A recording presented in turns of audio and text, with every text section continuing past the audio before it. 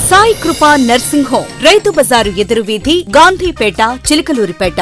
Doctor Y Madhulatha MBBS DPM MRCOG, మానసిక వైద్య నిపుణులు మరియు స్త్రీల ప్రసూతి వైద్య నిపుణులు. పట్టణంలో మొట్టమొదటిసారిగా ప్రతిష్టాత్మకమైన లండన్ వారి royal college of obstetrics and gynaecology college నందు స్త్రీల మరియు ప్రసూతి వైద్య విభాగంలో ఎంఆర్ సివోజీ డిగ్రీ సాధించారు. ఈ డిగ్రీ వలన స్త్రీల మరియు ప్రసూతి విభాగంలో వచ్చే సమస్యల పట్ల ఆధునిక వైద్య విధానాలతో పరిష్కరించే నైపుణ్యం సంపాదించారు. డాక్టర్ వై మధులత గారు గర్భిణీలకు ప్రసూతి మరియు అత్యవసర వైద్య సేవలు, హై రిస్క్ ప్రెగ్నెన్సీ కేసులు మరియు సాధారణ కాన్పులు, సిజేరియన్లు చేసెదరు. గర్భిణీలకు వచ్చు థైరాయిడ్, మధుమేహం, సంతాన సాఫల్యత చికిత్స, పీసీఓడి, మెనోపాస్, బ్రెస్ట్ సమస్యలకు మెరుగైన వైద్యం అందించెదరు. మా సాయి కృప నర్సింగ్ హోమ్ నందు అత్యాధునిక అల్ట్రాసౌండ్ స్కానింగ్ మిషన్ కలదు.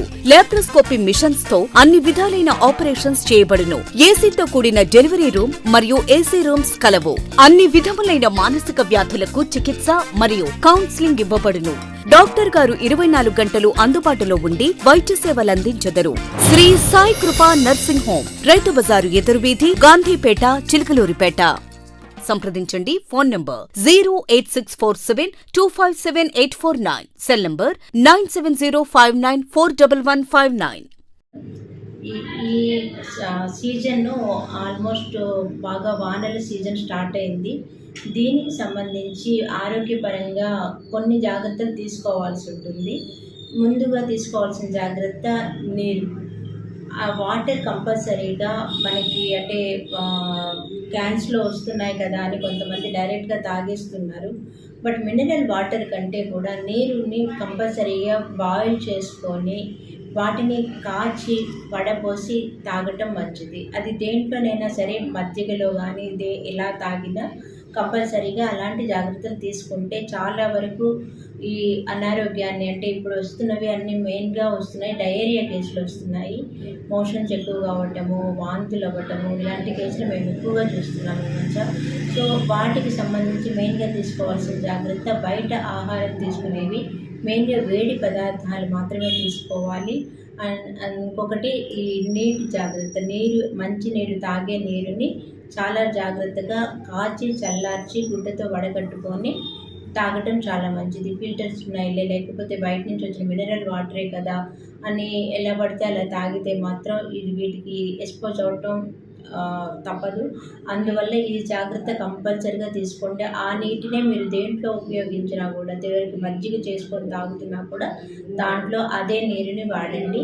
తర్వాత వచ్చేటప్పటికి దోమల ద్వారా వచ్చే జబ్బులు కూడా ఎక్కువ అవుతాయి. ఈ టైంలో మన చుట్టూ ఉండే వాతావరణాన్ని పరిశుభ్రంగా ఉంచుకోవటం చాలా అవసరం.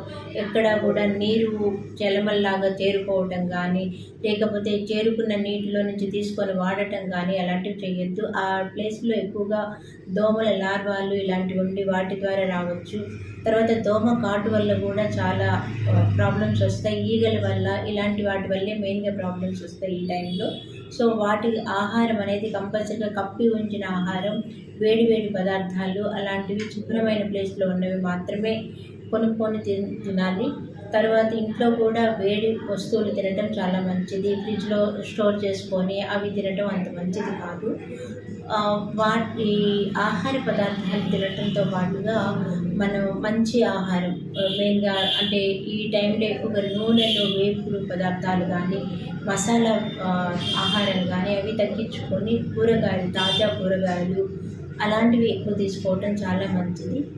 తర్వాత దోమ కాటుకి మాత్రం గురి కావద్దు. అంటే దానికి మెయిన్గా ఇంట్లో శుభ్రంగా ఉంచుకోవటం, దోమతెరలు వాడటం, ఏమన్నా మస్కిటో రిపెల్లెంట్ లాంటివి వాడుకోవటం చాలా అవసరం. దోమ కాటు వల్లనే మనకి మలేరియా కానీ, డెంగ్యూ కానీ ఇలాంటివన్నీ వచ్చేవి. మెయిన్ కారణం ఇవే. సో వాటి నుంచి మనం చాలా జాగ్రత్తగా ఉండాలి. ఇంకా మెయిన్గా ఈ టైంలో జ్వరాలు కూడా వచ్చే అవకాశం ఉంటుంది. దయచేసి నెగ్లెక్ట్ చేయొద్దు. మొదట్లోనే మనం చూపించుకోవడం చాలా అవసరం. మీరు డాక్టర్ సంప్రదించడం చాలా అవసరం. ఏదో చిన్న జ్వరం వెళ్ళి చిన్న ఇదేలే అనుకొని మోషన్స్‌ని కూడా కొంతమంది నెగ్లెక్ట్ చేస్తున్నారు. చాలా పెరిగిపోయిన తర్వాత గానీ మా దగ్గరికి రావటం లేదు. అలా చేసుకోవద్దు. మొదల్లోనే మనం జాగ్రత్త తీసుకుంటే ఎప్పుడైతే బీపీ పడిపోతుందో ఆ టైంలోనే ఇమ్మీడియట్‌గా గనక వైద్య సహాయం అందితే తప్పకుండా చాలా వరకు ప్రాబ్లమ్ సాల్వ్ చేయొచ్చు. సో వెంటనే వైద్య సహాయం తీసుకోవాల్సిన అవసరం ఉంటుంది ఈ టైంలో. సో ఇలాంటి జాగ్రత్తలు తీసుకుంటూ అందరూ జాగ్రత్తగా ఉంటారని కోరుకుంటూ సెలవు తీసుకుంటున్నాను.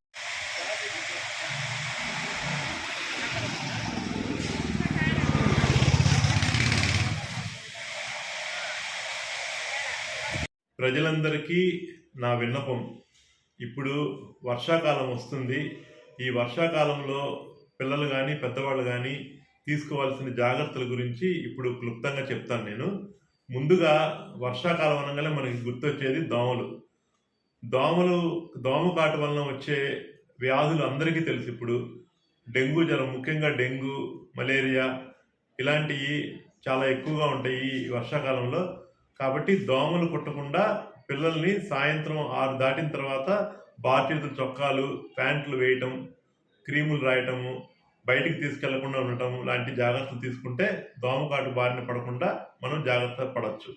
అట్లానే దోమలు గుడ్లు ఎందుకు వర్షాకాలంలో దోమలు పెరుగుతాయి అంటే, దోమ గుడ్లు ఇప్పుడు దాకా డార్మెంట్ స్టేజ్లో ఉండి ఈ వర్షపు నీళ్ళకి అవి పెద్ద అవుతాయి అనమాట. అందుకని మనం ఎప్పుడు కూడా గాబుల్లో నీళ్లు కానీ, టైర్లలో నీళ్లు కానీ, ఎక్కడ నీళ్లు మెయిన్ మంచి నీళ్లు నిల్వ ఉండకుండా చూసుకోవాలి. ఒకవేళ నిల్వ ఉంచితే కనుక వాటికి మూతలు పెట్టాలి. అప్పుడు దోమలు ఆ మంచి నీళ్ళలో గుడ్లు పెట్టకుండా ఉంటాయి. కాబట్టి ఆ జాగ్రత్తలు తీసుకుంటే మనం దోమ వలన వచ్చే డెంగ్యూ కానీ, మలేరియా కానీ రాకుండా కాపాడుకోవచ్చు. అట్లనే తర్వాత ఈ వర్షాకాలంలో వాటర్ మెయిన్ నీళ్లు మారిపోతున్నాయి ఇప్పుడు. కాబట్టి కాచి చల్లార్చిన నీళ్లు ఎప్పుడైనా సరే బయట వాటర్ తాగొద్దు. సో ఆ వాటర్ కలుషితమైన నీటి వలన వచ్చే వ్యాధులు ఏంటంటే టైఫాయిడ్, విరోచనాలు, వాంతులు, పసికెళ్ళు చాలా ఎక్కువ ఉన్నాయి. సంవత్సరం నుంచి చాలా జాగ్రత్తగా ఉండండి. బయట ఎక్కడ కూడా వాటర్ తాగబాకండి. అట్లానే ఫుడ్, ఇప్పుడు బయట చిరుతిండ్లు తినడం ప్రతి ఒక్కరికి బాగా ఎక్కువైపోయింది. ప్రతి చోట ఎక్కువైపోతున్నాయి, చిరుతిండ్ల బండ్లు ఎక్కువైపోతున్నాయి. కాబట్టి బయట తిన్నప్పుడు చాలా జాగ్రత్తగా హైజీనిక్గా ఉన్న ఫుడ్డే తినండి. మూతలు లేకుండా ఉన్న ఆహారం మాత్రం దయచేసి తీసుకోవద్దు. దానివల్ల కూడా సేమ్ టైఫాయిడ్, విరోచనాలు, వాంతులు, పసికళ్ళు ఇలాంటివి వచ్చే అవకాశం ఉంటుంది. అట్లానే వర్షంలో తడవకుండా పిల్లల్ని జాగ్రత్తగా ఉండాలన్నమాట. ఎందుకంటే వర్షంలో తడవడం వల్ల వైరస్ వలన వచ్చే ఇన్ఫెక్షన్స్ ఎక్కువయ్యే అవకాశం ఉంటుంది.